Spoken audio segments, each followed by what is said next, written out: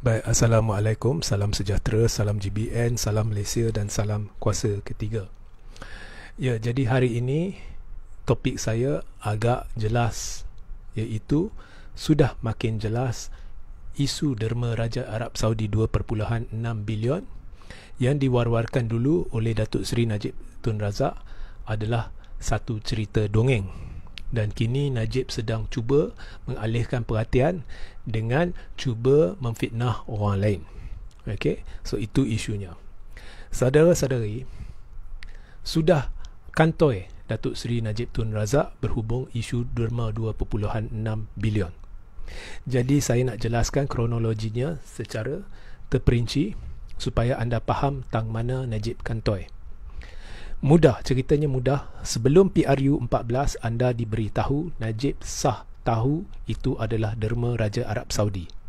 Najib diberitahu itu adalah derma yang boleh digunakannya mengikut budi bicaranya.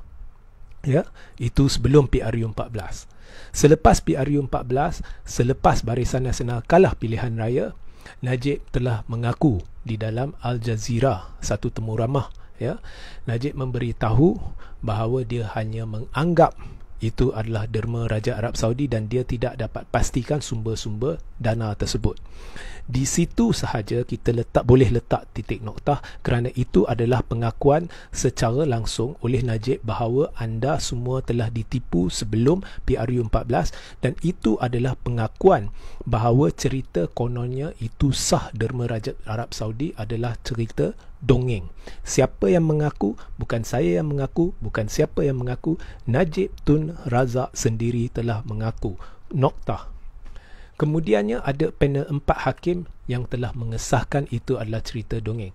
1 hakim daripada Mahkamah Tinggi, 3 hakim daripada Mahkamah Rayuan.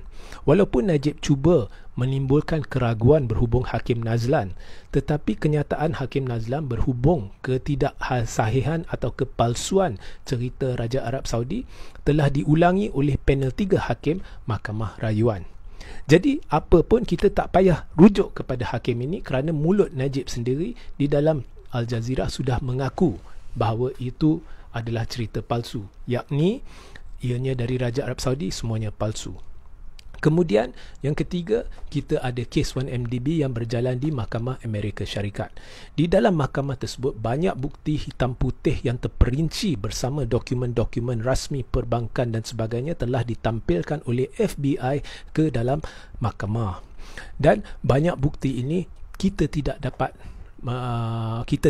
maklum selama ini kerana bekas peguam negara pada ketika Najib menjadi Perdana Menteri, iaitu Apandi Ali, yang tiba-tiba menggantikan Gani Pattail selepas Gani Pattail dipecat. Apandi Ali tidak ingin bekerjasama dengan pihak berkuasa dari luar negara, sebab itu kita tidak dapat semua maklumat yang akhirnya mengejutkan kami apabila ianya terpapar di dalam Mahkamah Amerika Syarikat. Di situ apabila kita lihat bukti FBI jelas menunjukkan bahawa 4 bilion ringgit lebih telah sah dimasukkan ke dalam akaun Najib dan akaun anak tiri dia secara haram, dan itu adalah dana yang telah diseleweng daripada 1MDB. Jadi kita tidak perlu cerita yang lain. Kat situ pun dah nampak 4 bilion lebih Najib dan anak tiri dia telah terima. Ya, dan bukti FBI tersebut telah menjurus kepada sabitan bersalah Roger Ng, sekaligus bermakna mahkamah menerima bukti tersebut sebagai sahih. Ya. Kemudian kita lihat di sini Najib sudah pun disabit bersalah dalam tuduhan rasuah dan sebagainya, salah guna kuasa, pengubahan wang haram melibatkan dana SRC bernilai 42 juta ringgit lebih, ya, oleh Mahkamah Tinggi, dan Mahkamah Rayuan telah mengekalkan sabitan bersalah Najib. Ya. So jadi bukti-bukti berhubung ini memang jelas dan nyata bahawasanya cerita Raja Arab Saudi itu dongeng. Kemudian satu lagi tamparan hebat pada Najib terjadi baru-baru ni apabila Apandi Ali cuba menyaman Kit Siang tetapi kalah dalam kes saman tersebut, dan di dalam penghakiman hakim memberitahu bahawa Apandi memberi kenyataan bercanggah Kalau dulu Apandi cuba menyucikan nama Najib pada 2016 dengan membuat satu sidang media, kononnya satu rombongan telah dihantar untuk berjumpa dengan penderma dan telah disahkan bahawa memang 2.6 bilion dimasukkan ke dalam akaun Najib. Hari ini menerusi penghakiman itu, kita tahu bahawa Apandi Ali telah berbohong, dan ini mengukuhkan keyakinan kami semua bahawa Apandi Ali hanya dicalonkan oleh Najib sebagai peguam negara menggantikan Gani Patail kerana Gani Patail ada bukti untuk menyabitkan untuk mendakwa Najib di mahkamah. Dan oleh kerana Najib dapat tahu Gani Patail ada bukti tersebut dan ingin mendakwa Najib di mahkamah, ingin menangkap Najib, Najib memecatnya dan menggantikannya dengan Tan Sri Apandi Ali.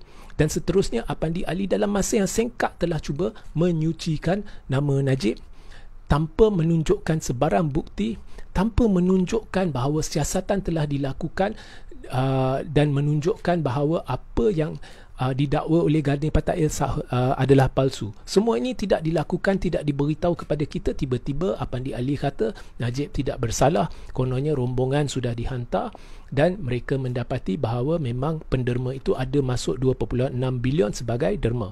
Tetapi penghakiman dalam kes Apandi Ali lawan Lim Kit Siang mendedahkan bahawa sebenarnya Apandi kini memberi kenyataan bercanggah dan mengaku bahawa tidak pernah ada rombongan yang berjumpa secara terus dengan penderma, yakni cerita Apandi Ali sebelum PRU14 palsu. Sebelum PRU14 kita diberitahu ada satu rombongan yang melibatkan juga ahli-ahli SPRM, pegawai-pegawai SPRM yang berjumpa dengan penderma, tetapi kini Apandi Ali mengesahkan bahawa tidak pernah ada perjumpaan dengan penderma.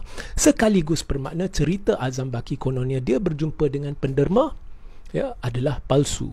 Dan kini polis sudah membuka kertas siasatan terhadap Apandi Ali, dan saya sarankan agar satu kertas siasatan juga dibuka bagi meneliti konspirasi memecat Gani Patail supaya boleh digantikan dengan Apandi Ali untuk membersihkan nama Najib. Bermakna Najib sendiri perlu disiasat.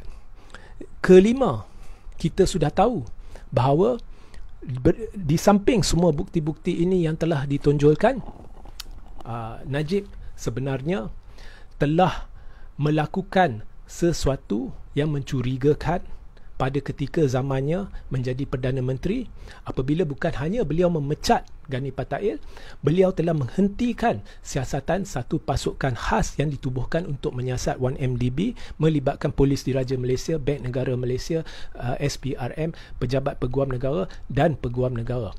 Apa sebabnya beliau telah menghentikan pasukan khas itu tidak telah diberitahu secara terperinci. Apa hak Najib untuk menghentikan satu siasatan yang dilakukan terhadap dirinya? Itu menunjukkan ada salah guna kuasa, ada percubaan untuk menutup maklumat. Itu perlu disiasat. Dan ketujuh, daripada kes yang berjalan berhubung laporan audit 1MDB, kita dapat tahu bahawa ada satu laporan yang ada pihak yang berkait dengan Najib telah meminta supaya ianya dimusnahkan, iaitu laporan asal yang belum disunting. Tetapi nasib baik ada seorang pegawai yang telah bertindak secara rahsia menyimpan laporan awal itu, dan kita boleh lihat bahawa perkara-perkara tertentu melibatkan Najib dan Jolo, Najib telah arahkan supaya ianya dikeluarkan. Perkara itu sekarang sedang dibicarakan di mahkamah. Apapun, isu 2.6 bilion kononnya daripada Raja Arab Saudi ini, Najib dah kantoi sekantoi-kantoinya. Dan dalam usaha Najib untuk mengalihkan perhatian, beliau merujuk kepada kes Zaid Amidi, di mana ada satu dakwaan berdasarkan satu catatan dalam buku yang tidak ada nama. Kononnya itu menunjukkan bahawa Tun telah menerima derma politik sebanyak 2.6 juta, bukannya bilion, juta. Pertama sekali, saksi yang mendakwa perkara itu merujuk kepada satu buku yang hanya mengandungi catatan. Itu bukan dokumentasi bank, itu bukannya dokumentasi sah yang menunjukkan aliran wang dan sebagainya. Satu catatan daripada buku. Kedua, catatan itu tidak ada nama. Jadi saksi hanya mendakwa berdasarkan keyakinan dia bahawa itu adalah sepupu Najib. Ketiga, tidak ada mana-mana dalam catatan itu yang menyatakan bahawa dana kepada orang yang tidak dinamakan itu yang didakwa oleh saksi adalah sepupu Najib adalah bertujuan untuk diberikan kepada Tun. Nombor 4, tidak ada sebarang dokumentasi menunjukkan dana itu masuk ke dalam akaun Tun. Ini hanyalah satu pendapat saksi berdasarkan catatan dalam buku yang tidak ada nama Tun. Itu pun merujuk kepada sepupu Tun. Itu pun nama dia pun tidak disebut di sana. Jadi Najib nak cuba perbodohkan rakyat seperti mana yang telah ditulis oleh Tun hari ini. Memang betul, saya setuju, Najib perbodohkan rakyat, perbodohkan orang-orang dia, walhal terdapat terlalu banyak bukti bahawa Najib telah kelentong satu Malaysia, kononnya 2.6 bilion yang masuk akaun dia sah derma Raja Arab Saudi. Barangkali rakyat lupa bahawa selepas PRU14, Menteri Luar Raja Arab Saudi telah datang ke Malaysia dan mengesahkan bahawa cerita 2.6 bilion kononnya adalah derma Raja Arab Saudi adalah cerita dongeng. Jadi itulah penjelasan saya. Jangan anda terperdaya dengan manusia bernama Najib Razak ini yang hanya akan perbodohkan anda hari demi hari kerana beliau hendak cuba menyelamatkan tengkuknya. Sehingga kita berjumpa di lain masa. Assalamualaikum, salam sejahtera, salam GBN, salam Malaysia dan salam kuasa ketiga.